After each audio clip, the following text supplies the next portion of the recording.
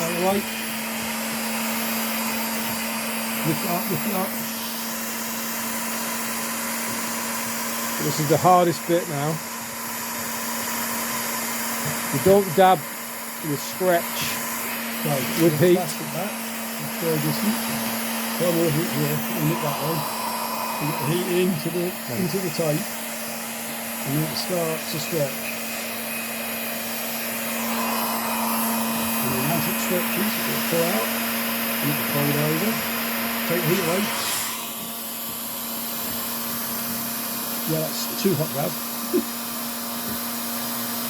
Well, you should have a glove, Dom. You see how that's come neatly over?